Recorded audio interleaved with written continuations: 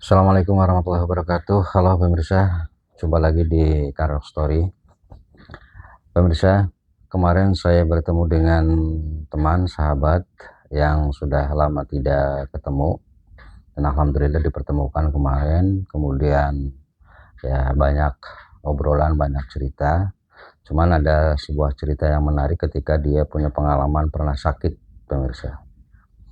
Ya, sakitnya sakit mah, berawal dari penyakit mah, tapi sangat, menurut saya sangat mengerikan karena dampaknya sampai ke rasa kecemasan, rasa gangguan pikiran dan lain sebagainya. Tetapi alhamdulillah dia sudah mendingan, sudah sembuh lah ya saat sekarang. Dan dia juga bercerita bagaimana ketika dia sakit, bagaimana dia berobat. Cuman yang mau saya ceritakan di sini, yang menurut saya menarik adalah ketika dia menemui atau berobat ke salah satu dokter. Kemudian dokter itu menyampaikan bahwa apa yang dianalisanya dari hasil obrolan dengan pasien, dengan teman saya itu, dia menyimpulkan bahwa memang itu bersumber dari beban pikiran. Dan memang pasien juga mengakuinya bahwa penyakit mah itu yang sampai mengganggu pikirannya, sampai punya rasa cemas yang berlebihan dan sebagainya, ya memang berawal dari pikiran. Artinya tepat sekali ketika dokter menyampaikan dari analisanya itu. Dan dokter menasehati bahwa memang harusnya kita harus bisa menjaga 3P, yaitu pola makan, pola hidup, dan pola pikiran. Nah, ini yang menurut saya sangat menarik untuk kita obrolkan saat sekarang, kesempatan sekarang ya pemirsa. Jadi itu memang berlaku untuk kita semua, dan memang sebetulnya sih bukan sesuatu yang baru ya, dari orang-orang yang berkompetensi dalam bidang kesehatan, dari kedokteran, dan dari sumber-sumber manapun itu ya selalu saja atau banyak yang menyampaikan bahwa memang pola hidup, pola makan, pola pikiran harus dijaga. Cuman menurut saya kalau pola pikiran ini adalah sesuatu yang masih baru menurut saya, karena orang-orang yang berkompetensi dalam bidang kesehatan atau kedokteran itu yang dibahas biasanya pola hidup dan pola makan. Tetapi ini dokter menyampaikan satu lagi, yaitu pola pikiran. Pemirsa, ternyata memang dokter juga mengatakan bahwa 90% sekian banyak penyakit itu berasal dari pikiran.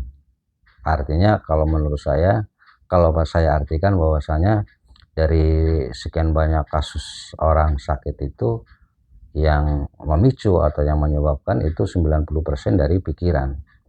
Artinya memang kenapa dokter mengatakan bahwa kita harus pandai mengatur atau mengelola, manajemen pikiran itu, ternyata memang ketika kita tidak bisa mengendalikan pikiran, ketika tidak bisa menghadapi masalah dan sebagainya yang berhubungannya dengan pikiran, maka itu akan berpotensi sekali datanya penyakit.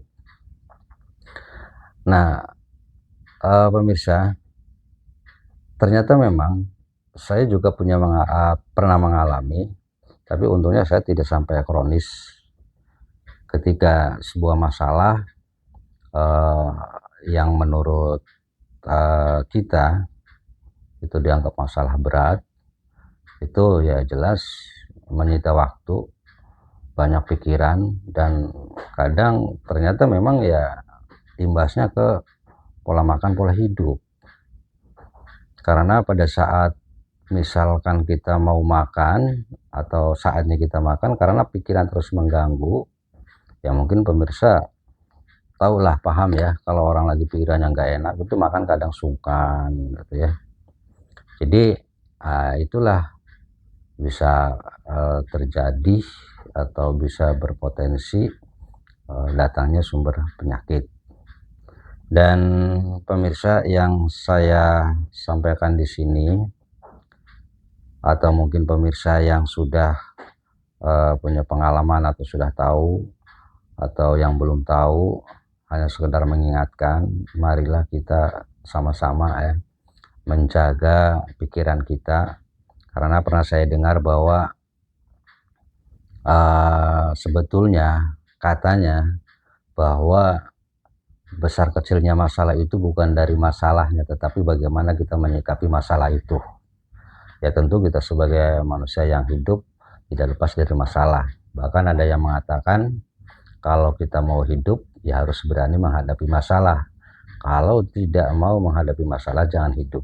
Itu berarti jelas disimpulkan bahwa kita selama hidup, selama masih bisa hidup, ya masalah pasti ada. Entah masalah dengan keluarga, entah masalah dengan orang lain, entah masalah di kantor, entah masalah usaha dan sebagainya.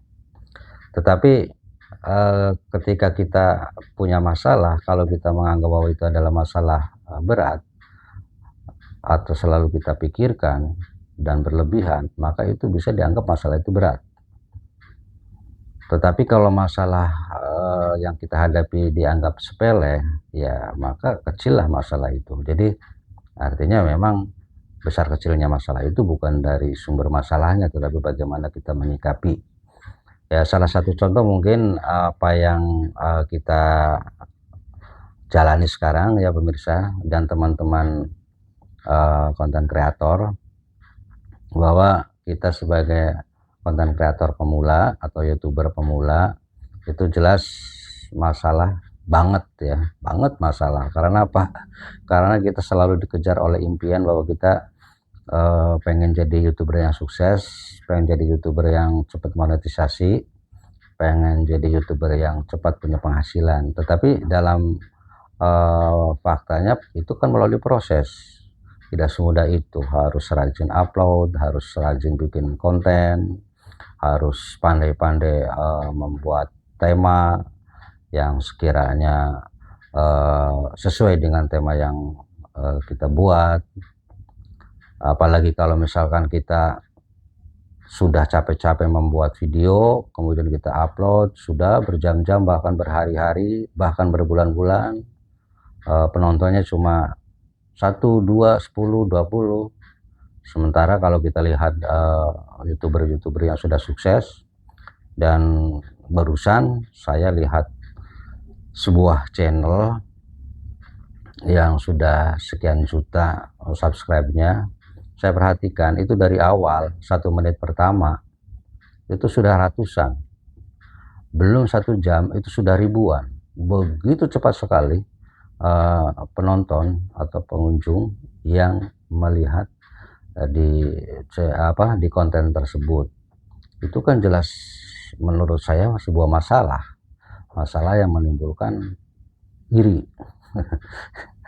Ya iri dong, apalagi kalau terbentur dengan waktu, apalagi konten-konten yang dibuat dengan ya sedikit banyaknya biaya operasional, sementara kita monet belum jelas. Itu masalah banget.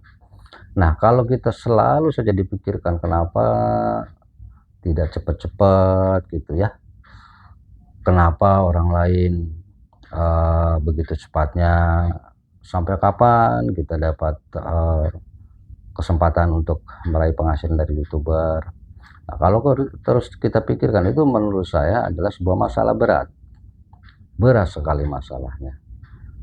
Ya mungkin bisa terjadi juga malas makan, malas kerja yang lainnya, atau tugas sehari-hari kita lalaikan dengan memikirkan itu. Tetapi ketika kita anggap bahwa itu adalah masalah kecil, bisa saja kita anggap bahwa ini kan ya sekedar coba-mencoba atau yang namanya ikhtiar. Kemudian kita menyadari bahwa memang usaha butuh proses. Artinya ketika kita bikin konten, ketika kita upload, ya sudah, itu kan kita tunggu saja nanti hasilnya.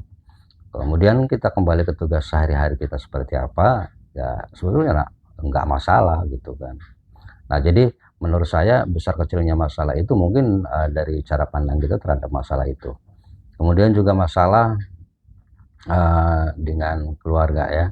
Ya maaf pemirsa, bagi seusia saya tentunya ya sudah pengalaman ya dalam menjalani rumah tangga. Jadi kalau misalkan pasangan kita